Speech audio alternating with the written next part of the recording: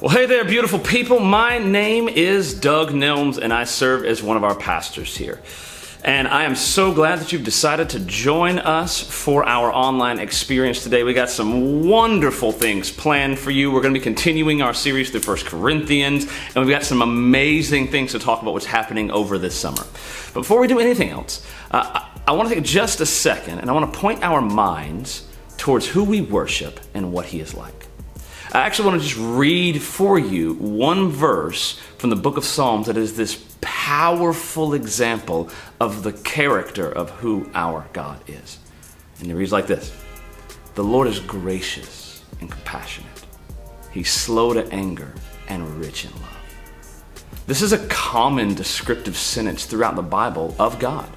And for some of us, particularly if you wouldn't call yourself a Christian, this is probably an unfamiliar way of seeing God. But the reason we as Christians see God this way is not only because He describes Himself that way, but also because we have experienced it in our lives. We have known what it feels like to be face to face with our own failures, inadequacies, and sinfulness, and to have our God only respond with compassion and love. And this is what I want you to experience today. No matter where you find yourself, no matter how great or terrible you may think you are, no matter how you think you may qualify or disqualified you are to receive this kind of grace, God the Father, the Lord of heaven and earth, wants to meet with you today and have you experience compassion and love. And so as you listen to these songs and this sermon today, know that this is what is offered to you.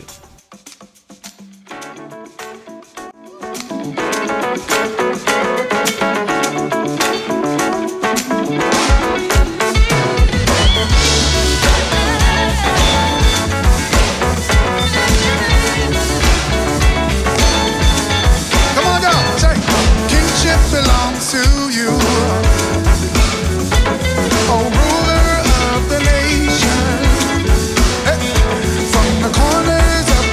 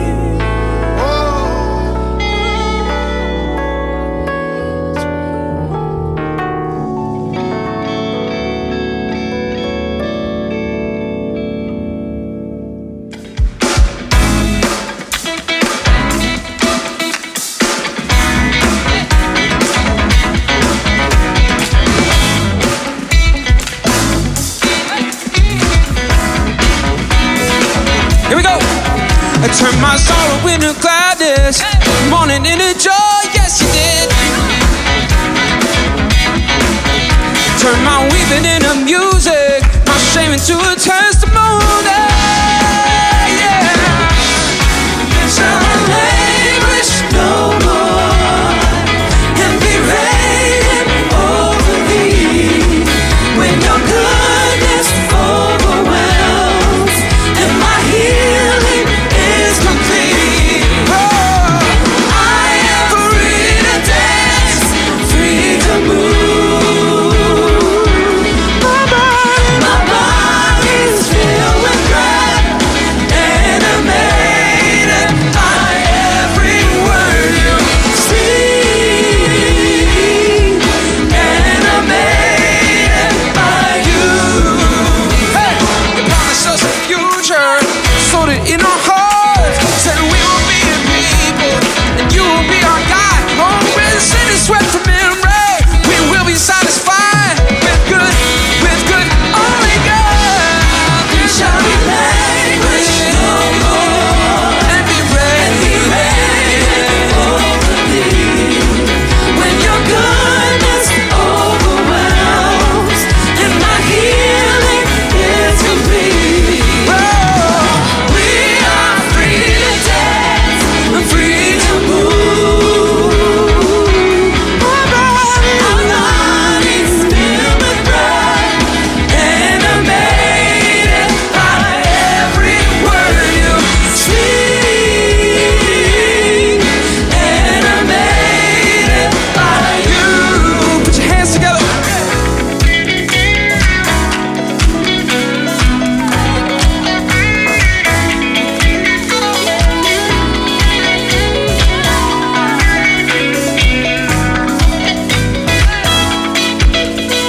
Every good thing is poured out from the abundance of your love.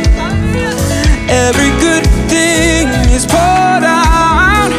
Every good thing is poured out. Whoa! Every good thing is poured out from the abundance of your love. Every good thing is poured out. Every good thing is poured out. Yeah. Every good thing is poured out from the abundance of your love. Every good thing is poured out. Every good thing is poured out.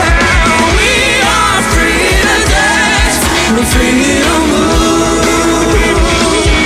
My body's filled with pride, animated by every word you speak. I'm animated by every word you speak. I'm animated by you. Every good thing is poured out from the abundance of your love. Every good thing is poured out. Every good thing is poured out. One more time, sing that. Every good thing is poured out from the abundance of your love. Every good thing is poured out. Every good thing is poured out. Oh yeah.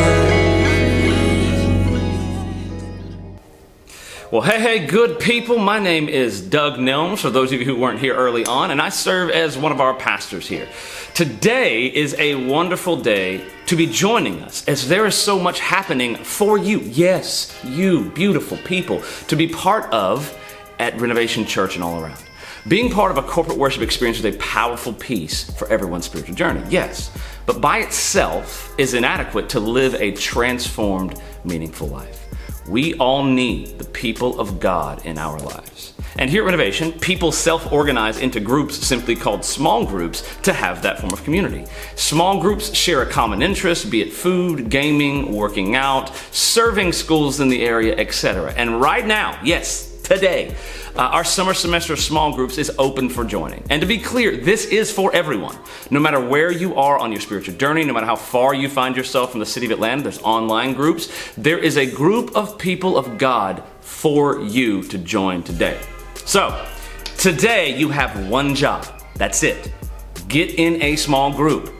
To see our full list of available groups, simply go to renovationchurch.com/groups. Feel free to literally do that right now, okay? Next, I want you to pull out your calendar app on your device. And I want you to go to the date of July 16th and create an event, and here's the title of the event, Serve Day. What is Serve Day? Well, I'm glad you asked. For most of the year, the serving of our community happens in small groups, be it mentoring, highway cleanup, working with ESL students, etc. It's awesome, and there are so many places throughout the metro that the people of God are engaged in the renewing of our world. But one day a year, we come together not just as small groups, but as the whole church to serve the city together. And in fact, we'll be joining together with hundreds of other churches all across the globe that day to serve our surrounding communities and city. So here's what I want you to do. I want you to go to our website, renovationchurch.com/serve day, and register yourself to be part of the Serve Day experience. Seriously, right now, do it. You can listen to the rest I'm going to say and still get what I need you to go. Go register for Serve Day. Lastly, I want to talk to you about why Renovation Online exists. Our hope is that we can connect people with the hope of Jesus and the people of God, i.e. the local church. We prayerfully put this together every single week so that you can be encouraged and hopefully help you find a local expression of God's people that you can call home. Maybe it's us, maybe it isn't. Either way, we want to help you take that step, because we all need each other. And if you've been considering attending corporate worship or joining a small group, local church, or whatever it may be, and you don't know where to start, please let us know. We would love, count it an honor to walk with you through that process. And the easiest way to get in touch with us is simply text the word renovation to 94000, and someone from our team will reach out to you to help you on that journey. And with that, finally, we come to our time to give God our first and our best. We do this every single week, not because we're trying to wrestle money from anyone. What you give today has little to do with me or Renovation Church. This is about us as Christians responding to the goodness and faithfulness of God that we have experienced. It's why we say things like giving is an act of praise or an act of thanks. For the Christian, we believe that God gave us his ultimate first and best in Jesus and simply ask us to follow his example. So if you're watching this and you aren't a Christian, this is literally the only part that is not for you. Feel free to just let me talk to the Christians in the room. But if you're a part of the people of God, I want you to take a second and meditate on the goodness of God. Ask him how you should respond today to receiving his first and best in Jesus.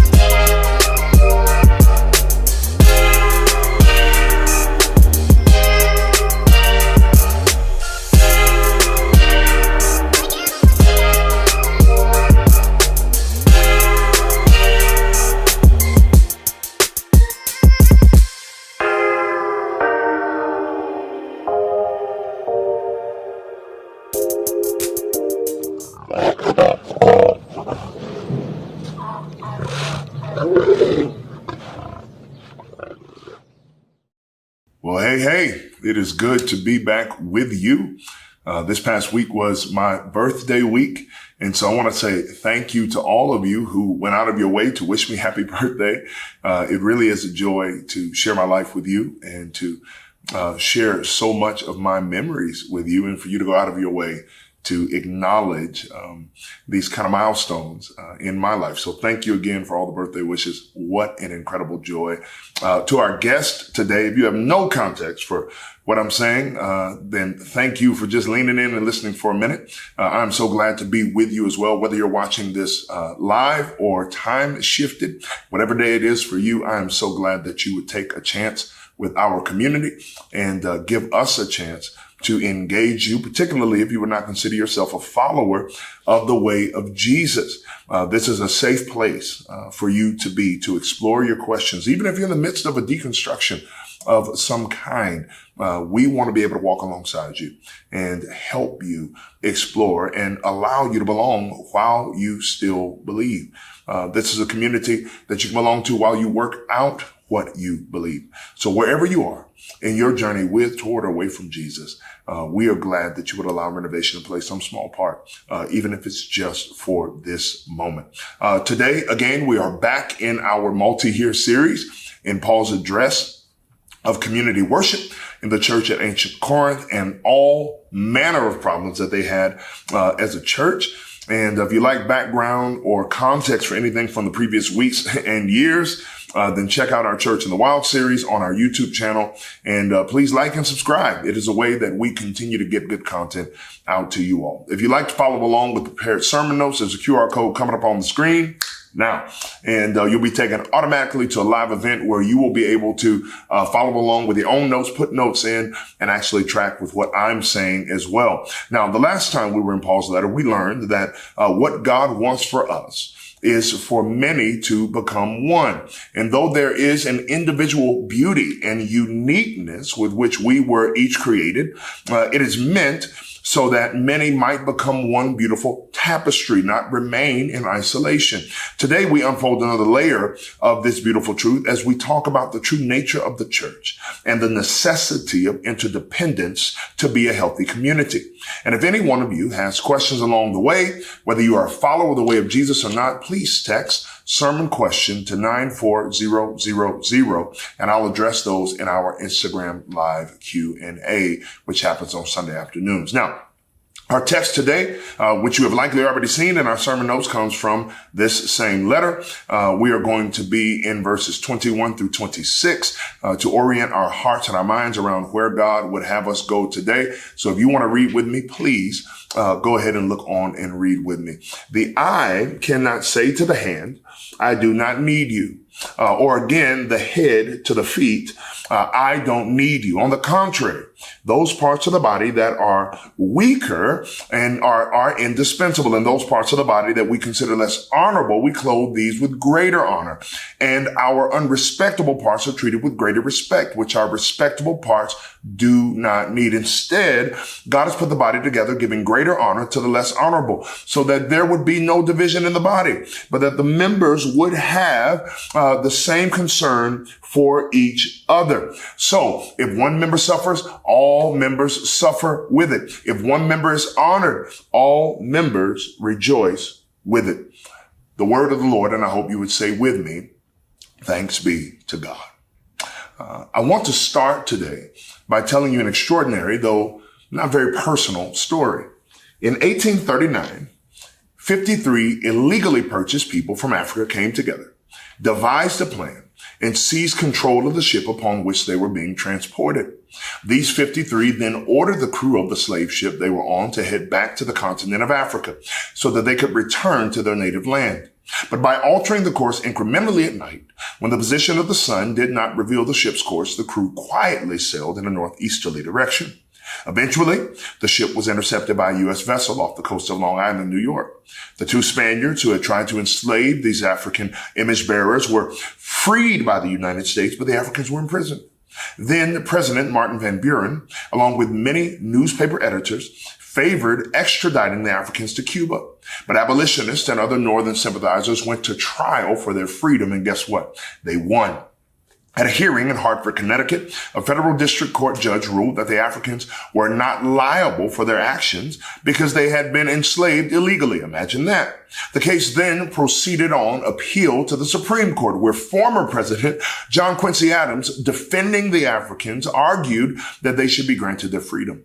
The court agreed, ruling that since the international slave trade was illegal, persons escaping should be recognized as free under the United States law. After the court ruling, the African image bearers were released, and eventually missionaries, followers of Jesus' way, along with others, raised money to charter a ship called the Gentleman. Can we just stop there for a moment? The ship was called the Gentleman. What a glorious, glorious bit of history. Back to Africa to return them home. Now, how incredible is that story? There are several notable moments in it, but one stands out that I hope inspires your heart today. That incredible event was the only successful slave ship revolt in history. The success of it is chronicled by books, articles, and of course the now famous movie, Amistad.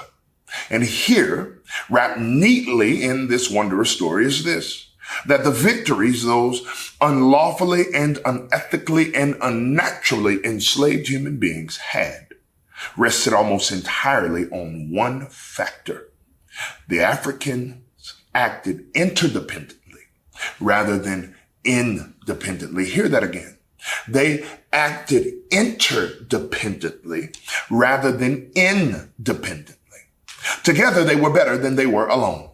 Even with language barriers and the strength allowed them to overcome their captors. I'm still floored by that story every time I hear it. So many layers, so many dynamics that we presently lack time to even tell. But what is obvious in this incredible story is the lesson it holds, even as it showcases a much reviled point in history. We are better together than we could ever be apart. We are better together than we could ever be apart. Humanity functions and flows best interdependently, despite claims of the opposite. I'm aware that flies in the face of our host culture, expressed through choices, politics, art, song, which all regale the power of independence. But there are innumerable tales and unquestionable examples that prove independence is minimal in power and impact, but interdependence creates limitless possibilities, including the only successful slave revolt. When we can get past ourselves and see the power resident in working interdependently, unimaginable opportunities exist. But very often we let the toxic individuality of our host culture and the false promises of extreme autonomy and independence undermine the power of we. In fact, in nearly every endeavor imaginable, we is greater than me. An interdependent people is incredibly powerful and is a community. The church should display that truth more clearly than any other.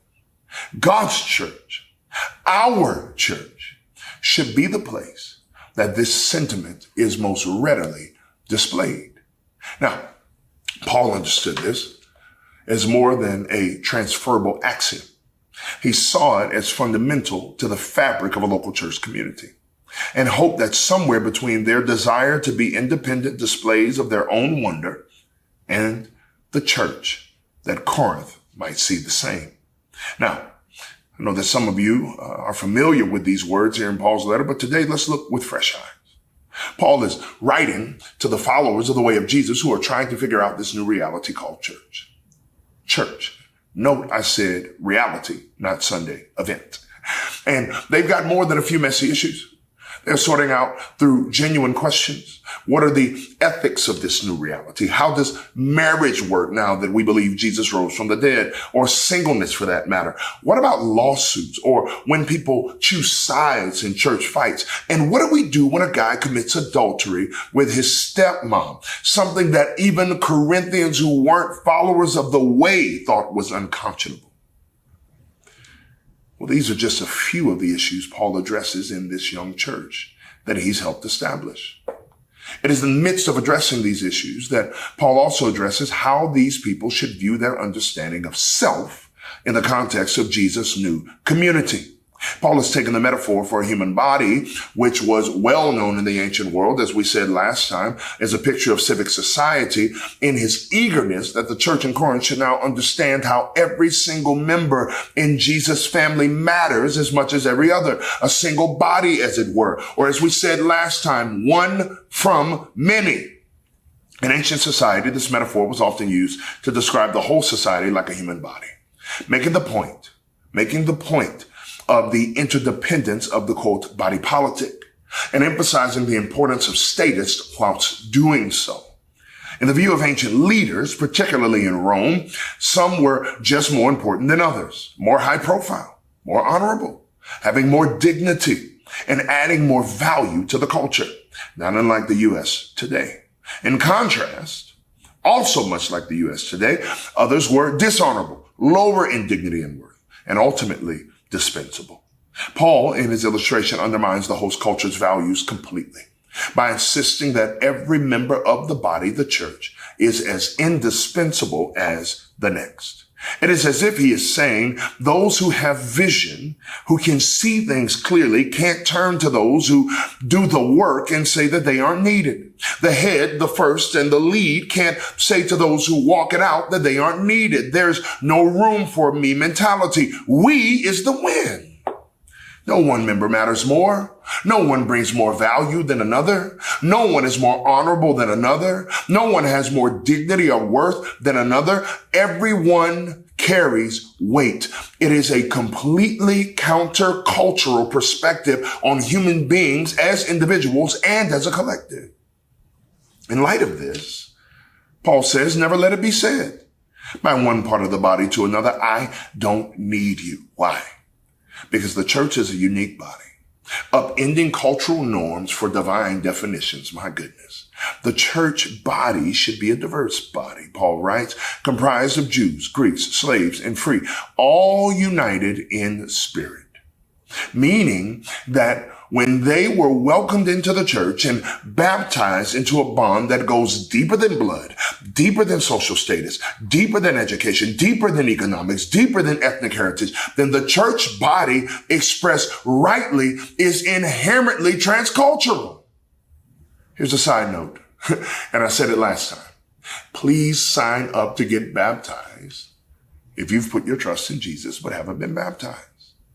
It is a vital display of your new life. It is the display of your entering into the family of God and being baptized in the community. Here's the QR code. Now they're going to leave it. Side note 2, you may be wondering what transcultural is, even if you've been here for a while or gone through Growth Track.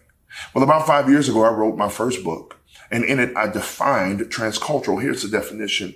We believe that every human being is imbued with the imago Dei, the image of God, captured in unique cultural and ethnic expressions which embody the full breadth of God's creative genius, not to be subverted to the ethnic cultural identity and preferences of another, but celebrated in creating a fuller expression of our humanity, a woven tapestry of color, culture, and class, as God forms a people for himself from all people. Listen, the church is supposed to look and be defined in just that way, as a woven and interconnected, interdependent tapestry of all peoples.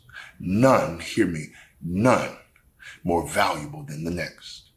You see, you and I, well, we can never be all that God made us to be, not as individuals or in isolation. We need others. Now, when Paul does agree that some parts of the body should be, quote, covered, obviously the sexual organs in terms of the body metaphor, he says that they should not be exposed in public, right? But he turns the argument on its head and insists that these parts which are, quote, less presentable should be given, watch this, more honor. But what does he mean by that? What could he possibly mean by that? Well, it seems he is thinking of the way in which, let's say, an imperial household functions. The person with the greatest honor, watch this, would be the one least seen and most protected from view. In ancient societies, the emperor does not come out and appear to everyone walking past on the street. Only minor officials would do so. From this vantage point, then, the shame which seeks to cover up certain parts of the body does not imply that we wish we did not have those parts. Rather, those parts are, watch this, far too important for every passerby to catch a glance. These parts of the body cannot simply be cast aside or treated with disgrace. We need them, Paul writes. They cannot be replaced. The parts which are considered unpresentable, that in our natural human inclinations we would define to be of less value or difficult to deal with, we clothe with particular care. We keep them covered in love. Even when they, quote, don't look nice, we don't simply cast them to the wind. Rather, we draw them in even closer. God made it this way so that we would not divide ourselves in church as people do in the world around us. God made it this way so that we would never elevate a particular person, including ourselves, over another, but would love each other equally and with reckless care. It is by means of these various illustrations then that Paul insists not only on the interdependence of the body, but also on its equity, leaving no room for social, cultural, or even spiritual elitism or snobbishness in the church. Now, the last point Paul makes in this part of his letter is rich with texture and meaning. Stay with me. The body of the church should be so interdependent that when one part suffers, all parts suffer. And when one part is exalted, all experience exaltation. For whatever reason, I often get cramps in the middle of the night. This is not left field, I promise. Usually my hamstring's locking up. Or that weird thing where one of your toes does this and just won't straighten out. Y'all know what I'm talking about. It does not matter how hydrated I am. On some nights, it's just going to happen. And here's what is insane. When my hamstring locks up, usually some part of my body, other part of my body locks up as well. Soon I'm in a full sweat because my nervous system is reacting. And before long, my entire body is engaged in the suffering of a single hamstring. It is impossible for it to not be. Watch this now. Paul is envisioning the same. If we are truly one from many, if we are truly a body, then one part cannot suffer while another goes on willfully or ignorantly oblivious. We are interconnected. We are interdependent. Or at least, listen, at least we should be. And that means when one part of the body is deeply affected by the nature of our society, another part cannot blithely ignore that reality. It must too be deeply affected. Now, Paul's clarity on this point is so salient that it very clearly answers the question, why should the entire church care about global persecution? Police violence, abortion, prison reform, gun control. Because when I suffer, Black, Asian, South Asian, Pacific Islander, African, Latinx, Anglo, or other, you should be hurting too. If one member of the church hurts, we all hurt. Likewise, if one member is honored or exalted, literally meaning glorified, the entire church rejoices.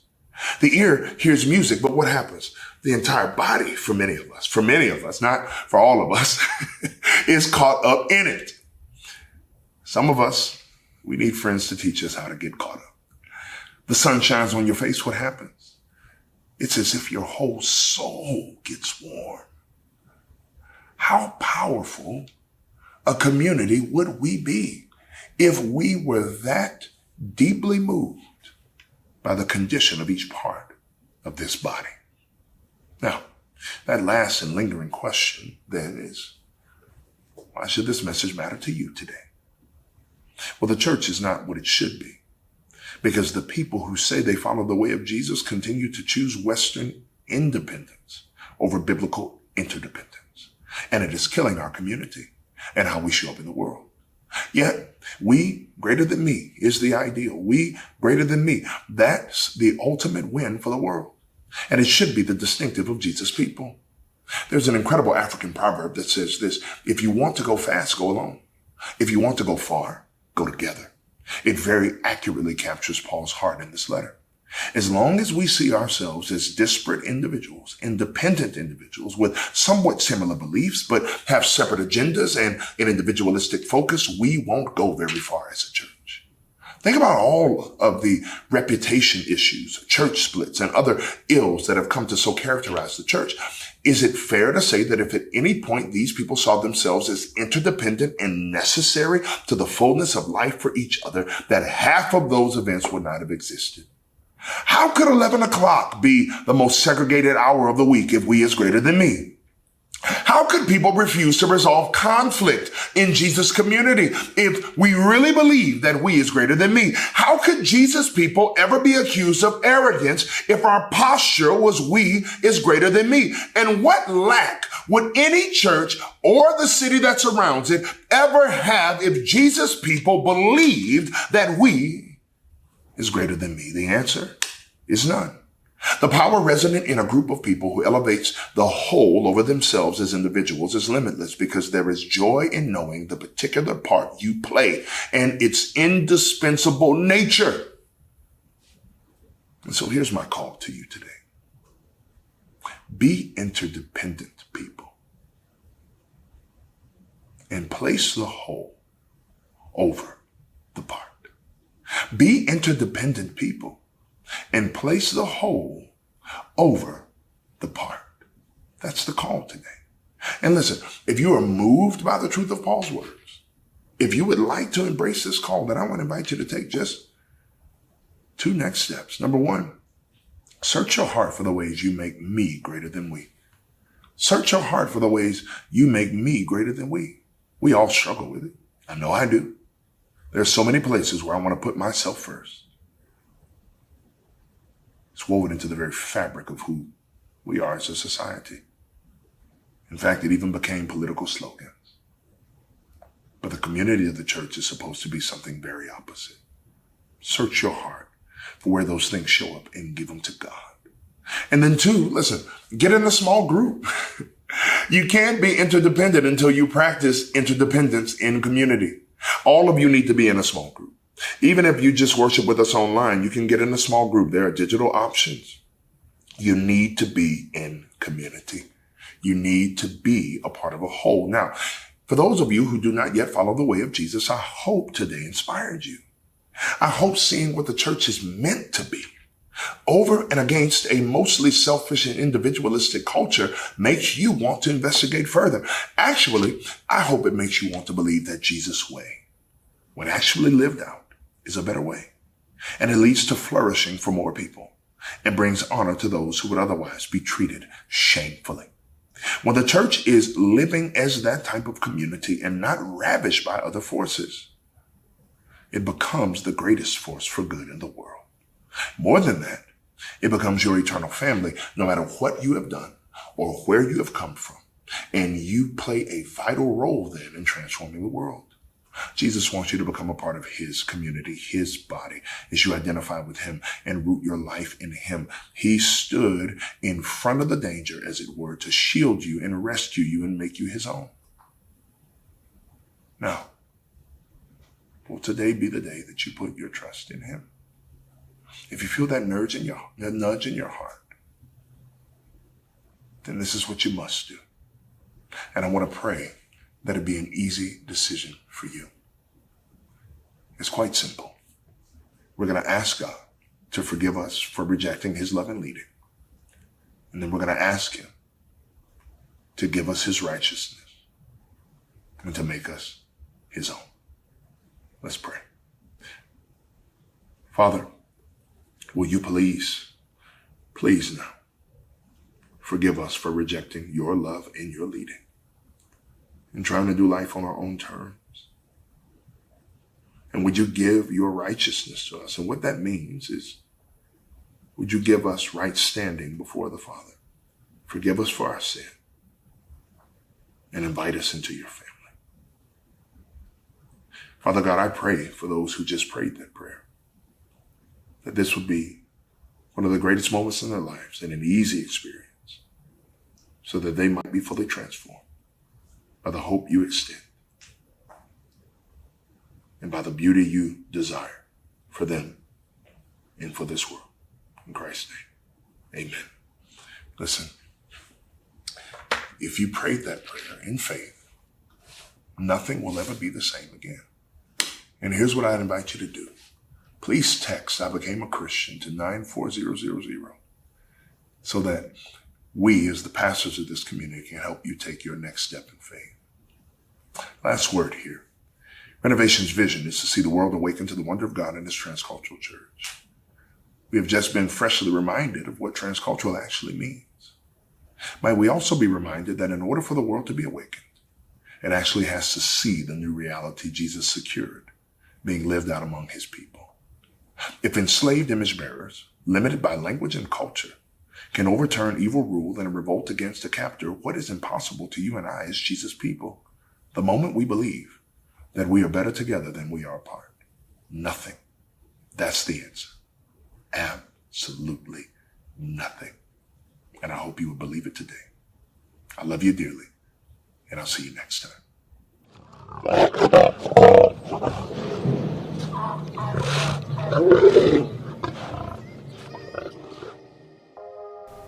Hi, beautiful people. It was good to be with you in that fiery chat today. I do hope you would join us this afternoon for our Instagram Live. If you have any questions, feel free to text them in to sermon questions at 94000.